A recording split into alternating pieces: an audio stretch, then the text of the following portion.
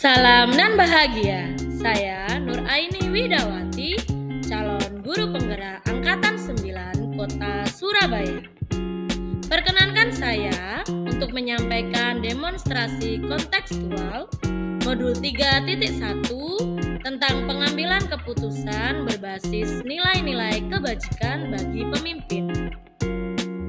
Tujuan pembelajaran khusus. Calon guru penggerak dapat melakukan suatu analisis atau penerapan proses pengambilan keputusan berdasarkan pengetahuan yang telah dipelajari tentang berbagai paradigma, prinsip, pengambilan dan pengujian keputusan di sekolah asal masing-masing dan di sekolah atau lingkungan lain. Wawancara pertama dengan Ibu Irawan Muhani, SPD MPD, selaku Kepala SD Negeri Pakis 5 Surabaya. Assalamualaikum warahmatullahi wabarakatuh. Waalaikumsalam warahmatullahi wabarakatuh. Pagi ini kami bersama Ibu Irawan Muhani, SPD MPD, selaku Kepala Sekolah SD Negeri Pakis 5 Surabaya. Selamat pagi Bu Ira.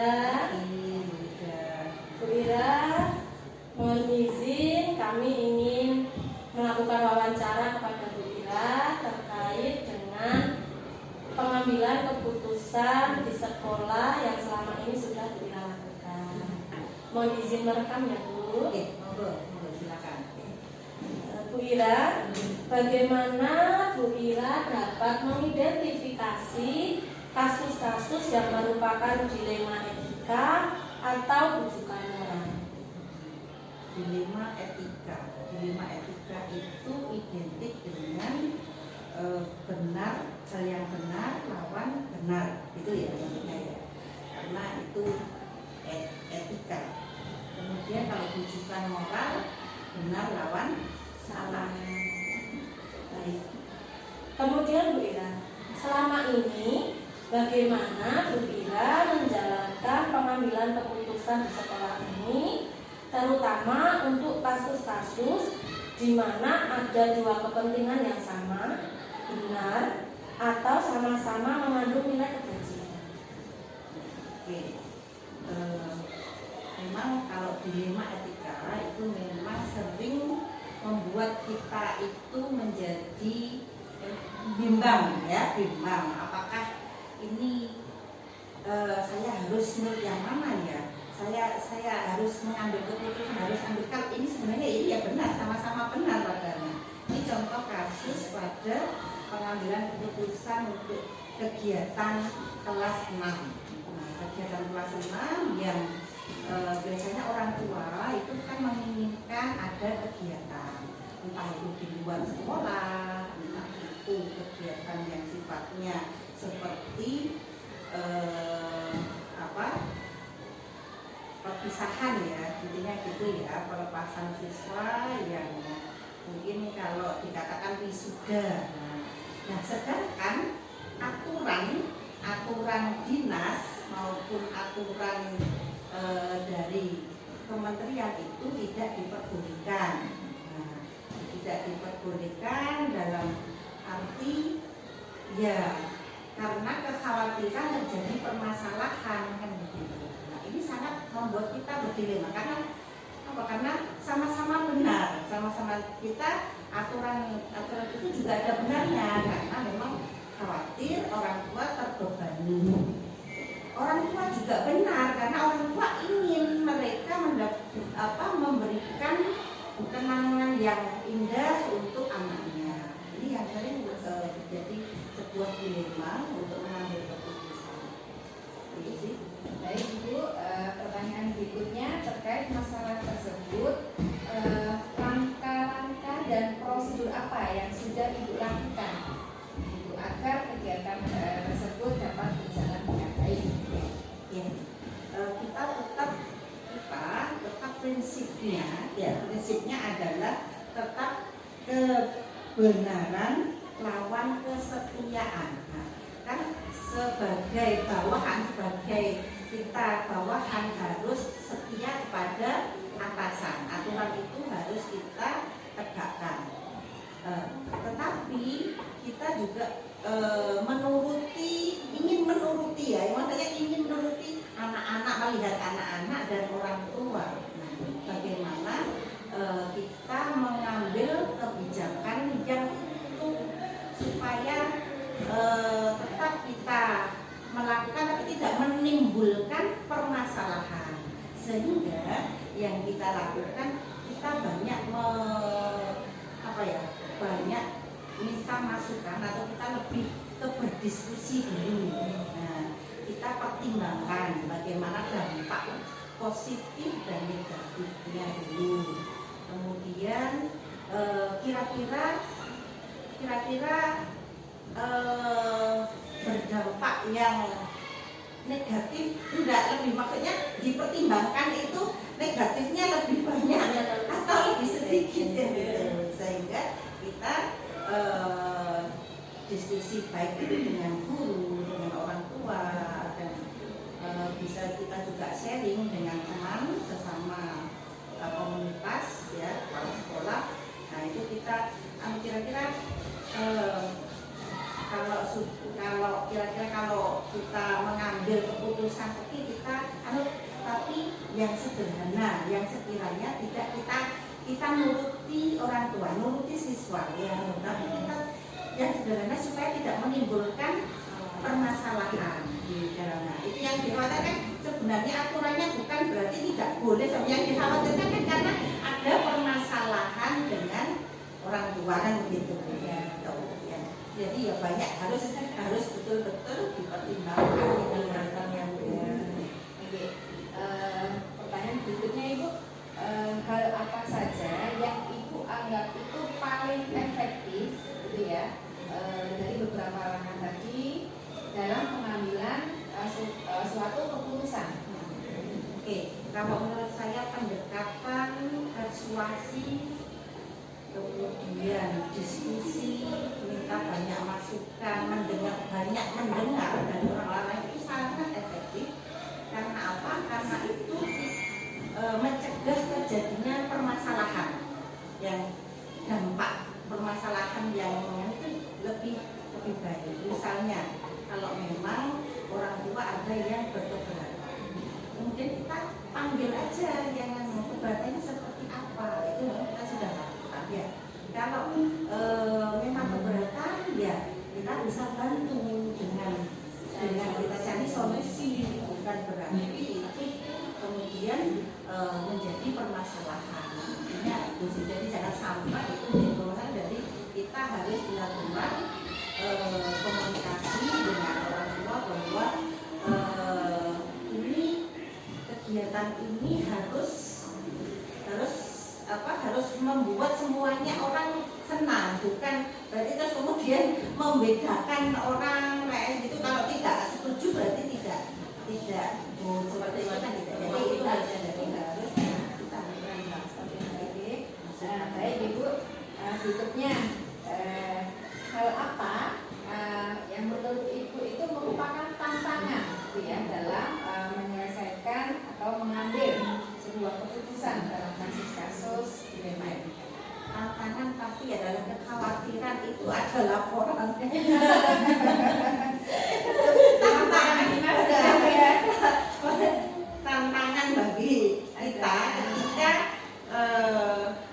sudah kita ambil keputusan itu dan kemudian ternyata masih belum bisa belum bisa merangkul semua. Nah, misalnya ada yang kelewat, misalnya ada yang kemudian menimbulkan ya itu sangat. Nah, ini tantangan, dan kemudian juga tantangannya pastinya mungkin paling sulit yang mendukung tadi ya. Jadi kalau dari panitia, dari itu solid, kita kalau yang kurang solid itu menjadi tantangan bagi kita kan begitu.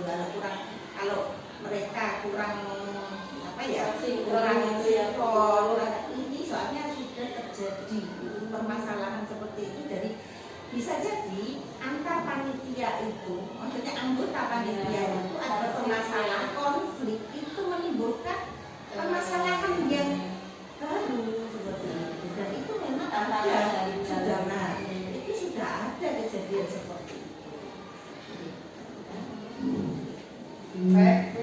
selanjutnya saya akan menanyakan ketika Bu Ira menghadapi dilema kasus tersebut, Bu Ira menyelesaikan langsung atau ada jadwal tertentu dan prosedurnya bagaimana? Kalau menyelesaikan kita harus sesegera mungkin. Namun melihat dari situasi dan kondisi, gitu ya. Kalau memang itu bisa diselesaikan dalam waktu itu, ya kita segera selesaikan. Karena kalau berlarut-larut juga tidak baik. Tapi kalau memang itu kita butuh prosedur, harus saya harus konsultasi seperti itu ya. Kita butuh berarti ada proses di situ, ada ada prosedur yang harus dilalui ya. Dari misalnya memang kalau misalnya ini ya, kalau sudah terjadi kasus, sudah ada laporan, biasanya kan kita membuat berita acara, membuat riwayat kronologi kejadian. Nah seperti itu kan prosedur ya itu ya. Kalau kemudian kita harus melaporkan, kemudian kita harus menyelesaikan di dalam. Biasanya kan seperti itu. Setelah melaporkan kronologi, kemudian kita menyelesaikan di dalam, seperti misalnya ini kasus kalau itu sudah terjadi ya, sudah terlaporkan lah kayak gitu ya. Nah, ini harus kita lalui sih tahapan-tahapan itu, dan kita harus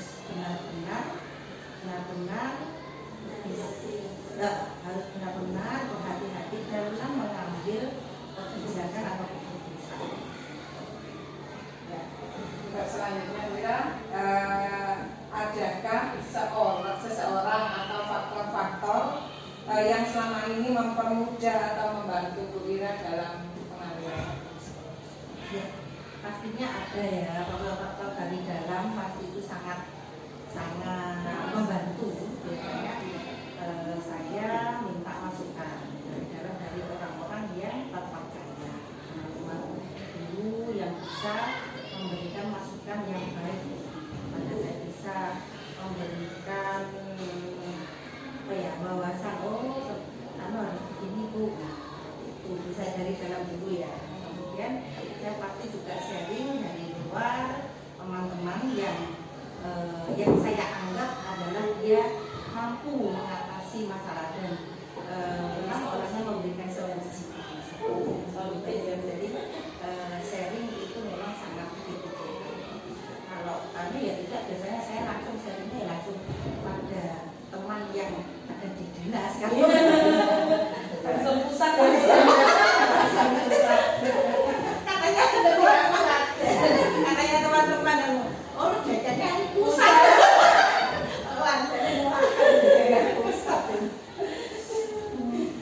Baik Wira, ini yang terakhir Wira, dari semua hal yang telah Ibu sampaikan tadi, pembelajaran apa yang Ibu petik dari pengalaman ketika Ibu mengambil keputusan dilema ini tadi?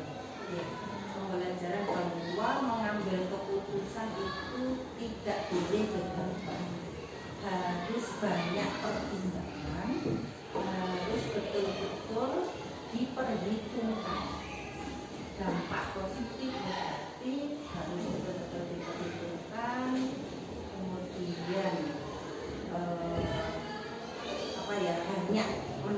banyak meminta saran, masukan, itu harus betul-betul dipakai.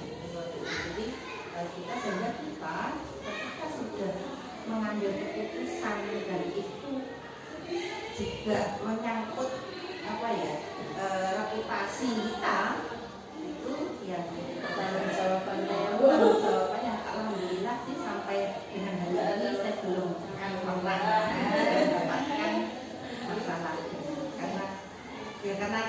karena mengambil keputusan saya harus betul-betul hati-hati, lebih pendekatan persuasif,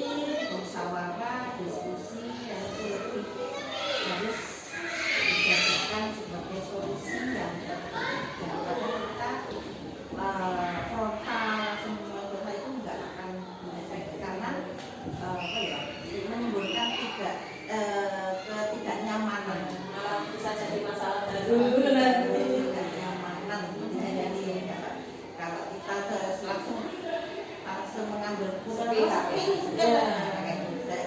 insya Allah saya belum pernah seperti itu. kurang kolaboratif ya. Hal itu yang Ibu Ira, terima kasih untuk sharingnya hari ini, untuk wawancara kita hari ini. Semoga yang disampaikan Bu Ira nanti bisa menjadi bekal kita ya di masa depan setelah lulus calon guru penggerak ini. Ilmunya dari Bu Ira ini semoga bermanfaat bagi kita. Terima kasih Bu Ira. Saya tutup dulu. Saya akhiri. Assalamualaikum warahmatullahi wabarakatuh. Dokumentasi wawancara pertama dengan Ibu Irawan Muhammad. Wawancara kedua dengan Ibu Dian Nur Cahyaning Pancawati, SPD MAP, selaku Kepala SD Negeri Sawahan 4, Surabaya. Assalamualaikum warahmatullahi wabarakatuh. Waalaikumsalam. Pagi ini kita akan melakukan wawancara bersama Ibu Dian Nur Cahyaning Pancawati, SPD MAP, Kepala Sekolah dari SDN Sawahan 4. Dengan topik pengambilan keputusan dilema etika. Selamat pagi Bu Dian. Selamat pagi. Bagaimana kabarnya hari ini? Alhamdulillah baik. Alhamdulillah. Kemudian saya akan mewawancarai panjenengan tentang pengambilan keputusan dilema etika. Selama ini bagaimana Bu Dian mengidentifikasi kasus-kasus yang merupakan dilema etika atau sebagai rujukan moral? Ya, jadi ada beberapa kasus, tapi nanti saya ambil satu kasus saja ya. Ini contohnya nanti kasus tentang mutasi guru. Ya, memang dalam pengambilan keputusan tentang mutasi itu agak sulit ya. Tapi di sini saya mengidentifikasi dengan kucing guru, melakukan kucing guru, apa permasalahan yang dihadapinya, bagaimana nantinya ke depannya, kemudian apa yang dirasakan selama ini, mengapa beliaunya ingin mutasi, itu alasannya apa. Nah itu kan harus saya ketahui, dan nantinya penggantinya juga bagaimana. Nah itu kan harus kita pikirkan ya. Jadi mungkin ada guru yang mungkin kurang nyaman ya, ingin mendekati rumah, mungkin seperti itu. Jadi kebanyakan tuh guru mendekati rumah, itu alasan rata-rata demikian. Tetapi dalam kasus ini ada guru yang kurang nyaman. Saya uji dulu ketidaknyamanannya bagaimana. Nah ternyata dari kucing itu saya ketahui bahwa ketidaknyamanannya itu karena beliaunya itu tidak bisa bergabung dengan teman-teman yang lain ya, karena beliaunya mungkin kurang fair ya, kurang sosialisasinya kurang, sering sering mengurung diri di perpustakaan, menyendiri ya. Artinya itu dianya menarik diri dari pergaulan sebetulnya, padahal rekan-rekan yang lain itu tidak ada masalah. Jadi itu masalah beliaunya dari diri sendiri, bukan dari kita. Itu saya kira itu merah yang identifikasi saya dari kucing ya, dan beliaunya memang ada masalah rumah tangga sebenarnya. Dari kasus rumah tangga itu dianya mungkin minder ya, dengan rekan yang lain, padahal sebetulnya beliaunya pandai, maksudnya baik dalam bekerja. Ya, kemudian sayang ya, itu dilemanya seperti itu ya, karena beliaunya keputusannya sudah kuat, ya sudah. Ya. Baik, kemudian untuk pertanyaan yang kedua ini, selama ini bagaimana Budian menjalankan dalam pengambilan keputusan di sekolah, terutama untuk kasus-kasus yang dimana ada dua kepentingan yang sama-sama benarnya atau sama-sama mengandung nilai-nilai kebajikan. Ya, jadi kasus tadi ya, jadi sebetulnya guru itu tidak salah ingin dekat rumahnya, tapi tugas itu kan harus dilaksanakan. Semua memang ingin bekerja dengan nyaman, ya. Tapi pihak sekolah itu, terutama kepala sekolah, kadang mempertimbangkan sebagai penggantinya, apakah nanti ya apakah kekosongan itu segera diisi atau tidak. Tidak mudah, jadi tidak mudah untuk memutuskan hal-hal yang demikian, karena itu sangat sangat rawan, terutama bagi murid-murid kami, bagi wali murid ya. Jadi saya harus melihat permasalahan itu dengan memahami kondisi guru tersebut, ya harus saya juga sendiri harus bisa mengelola emosi saya supaya bisa mengambil keputusan yang terbaik, dan saya harus dapat melihat kemampuan guru ini gimana, seperti apa nanti jika keluar, ya apakah bisa saya sampaikan ke pihak sekolah lain, sekolah yang baru, nah ini kompetensinya seperti apa, kan gitu ya. Harus saya sampaikan itu, karena kalau mutasi itu ya sekolah yang akan menerima pasti akan menanyakan apa kelebihannya, ya. Seperti apa guru penjenengan, guru dari sini, kan gitu ya. Nah ini yang harus kita gali, jadi harus melihat kompetensinya yang saya sampaikan nanti prestasinya apa, nah itu. Kemudian saya juga harus melihat emosinya beliaunya, ya pada saat mau mengambil keputusan itu, ya saya harus melihat saya sendiri mengelola, beliaunya juga saya harus lihat emosionalnya seperti apa sih, ya karena guru itu kalau mau mutasi dan lain-lain harus punya kesadaran diri sendiri, ya kesadaran diri itu, oh ya saya seperti ini, nantinya begini, ya harus punya kesadaran diri, ya. Jadi nanti konsekuensi yang akan menghadapinya bagaimana, dan semua konsekuensi itu beliaunya sendiri yang akan bertanggung jawab ke depannya. Ya, Jangka pendek tanyanya harus dipikirkan. ya harus dipikirkan. Kalau dekat rumah bagaimana, jauh dari rumah bagaimana, di sekolah baru bagaimana, kan gitu ya. Itu konsekuensinya harus beliaunya harus bisa hadapi sendiri dan harus bisa bertanggung jawab. Baik, kemudian kalau untuk masalah mutasi, memang di Surabaya itu banyak guru-guru yang ingin mutasi ya Budian ya. Betul. Nah, tidak 1-2 orang gitu. Yeah. Bagaimana langkah-langkah Budian dalam yang biasa Budian lakukan untuk mengatasi permasalahan ini. Jadi yang mutasi itu bagaimana langkah Budian sehingga dianya sampai Budian izinkan sampai goal mutasinya, atau tetap Budian pertahankan, itu langkah-langkah Budian seperti apa? Ya, begini Bu. Jadi yang pertama memang saya akan bertanya apa kendalanya apa, mengapa, kayak gitu ya. Nah, sebelum beliaunya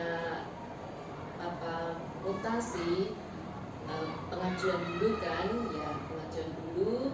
Itu nanti saya tanya kasusnya, kalau gini, nanti setelah itu saya harus konsultasi ke dinas dahulu. Setelah itu saya sampaikan sebelum ke dinas sudah saya sampaikan bahwa kalau di Surabaya mutasi itu agak sulit, harus cari pengganti. Nah itu saya sampaikan harus ada pengganti. Ya, kalau saya suruh cari pengganti, kalaupun keluar pulau, keluar kota, semua harus ada pengganti. Meskipun di Surabaya harus ada tukar, gitu ya. Jadi itu kemudian nanti baru saya sampaikan ke dinas, kemudian kami ajukan untuk kalau ada info sudah ada pengganti, saya buatkan surat. Ya. Saya buatkan surat. Ya, berarti tetap itu ya Bu, Melalui konsultasi juga sama Ya, dinas. ya, saya selalu begitu. Ya supaya tidak menyalahi Betul aturan. Aman. Ya. Hal-hal apa saja Bu yang selama ini Budian anggap efektif dalam pengambilan keputusan terkait kasus tersebut? Ya, jadi saya sharing-sharing aja ya. Saya ajak ngobrol Dari hati ke hati. dari hati ke hati, ya gitu aja. Jadi tidak terlalu saklek. Baru nanti kalau sudah ada keputusan terakhir, baru nanti saya melalui prosedur yang sebenarnya untuk ke dinas pendidikannya. Oke. Tadi Budian menyampaikan bahwa alasan guru-guru mutasi itu kan banyak alasan ya Bu, masalah keluarga gitu. Secara tidak langsung kan empati Budian juga tergugah ya Bu. Nah, itu yang menjadi tantangan Budian dalam pengambilan keputusan itu apa? Setelah teman-teman tuh sharing curhat keluhan-keluhannya kan Budian pasti menghadapi tantangan untuk mengambil keputusan ini saya ACC atau tidaknya itu loh Budian. Ya, memang sedikit apa ya dilema ya Bu. Iya. Kalau guru yang baik mau mutasi itu kan Saya. Potensi itu. Iya, itu potensi. Tapi biasanya saya memberikan motivasi ke rekan-rekan itu bahwa kerja itu tidak harus dekat rumah. Apalagi pegawai negeri yang masih baru, belum 10 tahun itu harus mengabdikan diri dulu selama 10 tahun. Kalau rumah jauh itu harus bagaimana, punya anak kecil itu bagaimana. Kasihan ya Bu. Rasanya rumahnya jauh, anaknya kecil, kalau sakit begini ya itu kebanyakan alasan itu.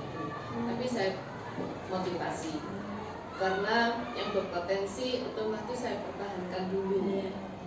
Nanti ada kesempatan ya. Kalau pendidikan atau guru tersebut bisa mencari gantinya ya.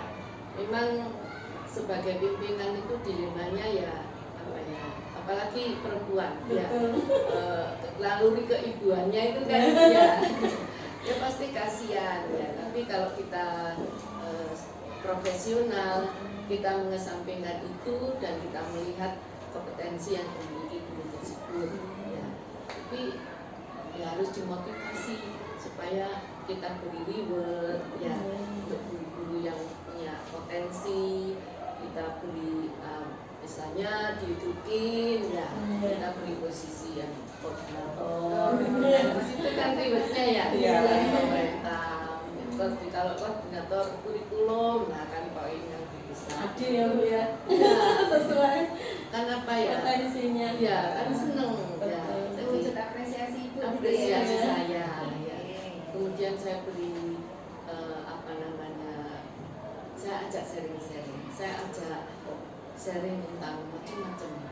Jadi beliaunya merasa ya dibutuhkan. Jadi saya beri itu ya supaya beliaunya merasa saya butuhkan.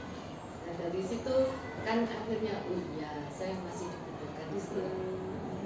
Seperti itu. Triknya ini ya Bu. Tapi digandoli tapi tidak terasa kan. Alasan ya Bu. Baik, Ibu, itu tadi kan terkait langkah dan prosedur gitu ya Bu. Ini sekarang biar tidak lanjut dulu. Ketika ada seorang guru yang mengajukan mutasi dengan alasan yang sudah disampaikan, bagaimana Ibu menindaklanjuti hal tersebut? Apakah langsung diselesaikan seketika itu atau ada jadwal tertentu untuk menyampaikan Begini Bu Eno, jadi awalnya kan kita sharing-sharing ya. Saya tidak akan memberikan keputusan secara langsung, tapi bertahap ya. Ada beberapa kali tahap sharing, dan itu pun waktunya kami tentukan dengan melihat kondisi emosional seseorang. Jadi jika beliaunya yang akan mutasi tidak saya lihat moodnya kurang, tidak akan saya lakukan. Ya, karena apa, nanti mempengaruhi keputusannya. Demikian juga dengan saya. Kalau saya kurang pas, saya tidak akan melakukan itu. Tentu saya tentukan nanti jam berapa, hari apa, nanti apa, saya jadwalkan itu. Ya. Baik Ibu, adakah seseorang atau faktor-faktor yang mendukung Ibu dalam mengambil suatu keputusan di dilema etika? Ya. Biasanya saya akan sharing dengan rekan-rekan yang senior. Tapi keputusan itu dari saya pribadi. Ya, sharing itu untuk suatu masukan ya. Apakah nanti saya benar atau tidak mengambil keputusan ini, ya akan saya pertimbangkan. Ya, masukan itu akan saya pertimbangkan. Oke, baik, terima kasih Bu. Dari semua yang telah Ibu sampaikan tadi itu pembelajaran apa gitu ya yang Ibu dapatkan atau yang Ibu petik dari pengambilan keputusan dalam hal ini adalah dilema etika? Ya, jadi dari suatu permasalahan itu pasti semua hikmahnya. Ya, hikmahnya itu kita harus sabar. Yang satu ya sabar dan sebelum pengambilan keputusan itu kita tidak berpikir. Ya, jadi harus dilihat kasusnya, ya diidentifikasi dulu ya tadi itu. Jadi kita harus melalui prosedur yang benar. Hikmahnya kita menjadi pribadi yang lebih dewasa. Itu aja sih. Yang satu sabar, kedua menjadi pribadi yang lebih dewasa. Bijaksana. Ya, bisa menjadi lebih bijaksana. Ya. Jangan tidak gegabah itu kan nanti menjadi bijaksana. Itu sih. Sudah. Baik, terima kasih Bu Dian. Wawancara kali ini. Sama-sama. Demikian wawancara saya bersama Ibu Dian. Sekian, Assalamualaikum warahmatullahi wabarakatuh. Waalaikumsalam. Dokumentasi wawancara bersama Ibu Dian. Hal-hal menarik apa yang muncul dari wawancara tersebut? Pertanyaan-pertanyaan mengganjal apa yang masih ada dari hasil wawancara bila dibandingkan dengan hal-hal yang Anda pelajari seperti 4 paradigma, 3 prinsip, dan 9 langkah pengujian? Apa yang Anda dapatkan? Hal menarik yang muncul dari kepala sekolah yang saya wawancarai dalam pengambilan keputusan kepala sekolah adalah yang pertama, mengidentifikasi permasalahan dan menganalisis nilai-nilai yang terdapat pada kasus dilema etika. Yang kedua, mengambil keputusan secara musyawarah dengan warga sekolah. Yang ketiga, mempertimbangkan risiko dari keputusan yang diambil. Yang keempat, keputusan yang diambil hendaknya membawa kebaikan bagi semua pihak. Bila dibandingkan dengan hal-hal yang saya pelajari di modul 3.1, para kepala sekolah yang saya wawancarai sudah menerapkan 4 paradigma, 3 prinsip, dan 9 langkah pengujian. Namun, belum seluruhnya diterapkan. Para kepala sekolah yang saya wawancarai berprinsip berpikir berbasis hasil akhir. Bagaimana hasil wawancara antara 2-3 pimpinan yang Anda wawancarai? Adakah sebuah persamaan atau perbedaan? Kira-kira ada yang menonjol dari salah satu pimpinan tersebut? Mengapa? Apa yang membedakan? Persamaan hasil wawancara antara dua pimpinan yang saya wawancarai. Yang pertama, dalam mengambil keputusan, kedua pimpinan sudah menggunakan prinsip berpikir berbasis hasil akhir. Yang kedua, melakukan musyawarah atau meminta saran kepada rekan sejawat atau atasan dalam pengambilan keputusan. Yang ketiga, tidak gegabah dalam memutuskan suatu kasus. Perbedaan hasil wawancara antara dua pimpinan yang saya wawancarai. Yang pertama, kepala sekolah kedua melakukan langkah pengambilan keputusan dengan sangat rinci dan menggunakan tahapan yang sangat berhati-hati. Yang kedua, yang menonjol dari kepala sekolah kedua adalah kepala sekolah kedua lebih banyak menerapkan 9 langkah pengambilan dan pengujian keputusan. Apa rencana ke depan para pemimpin dalam menjalani pengambilan keputusan yang mengandung unsur dilema etika? Bagaimana mereka bisa mengukur efektivitas pengambilan keputusan mereka? Yang pertama, rencana ke depan para pemimpin dalam menjalani pengambilan keputusan yang mengandung unsur dilema etika adalah dengan menerapkan 4 paradigma, 3 prinsip, dan 9 langkah pengambilan dan pengujian keputusan. Yang kedua, untuk dapat mengukur efektivitas pengambilan keputusan adalah dengan melakukan pengujian keputusan dan melakukan refleksi atas keputusan yang telah dibuat. Bagaimana Anda sendiri akan menerapkan pengambilan keputusan dilema etika pada lingkungan Anda, pada murid-murid Anda, dan pada kolega guru-guru Anda yang lain? Kapan Anda akan menerapkannya? Dalam menerapkan keputusan dilema etika pada lingkungan, murid-murid, dan rekan sejawat saya akan berpedoman pada 4 paradigma, 3 prinsip, dan 9 langkah pengambilan dan pengujian keputusan. Dan juga keputusan yang diambil harus sesuai dengan nilai-nilai kebajikan universal, berpusat pada murid, dan dapat dipertanggungjawabkan.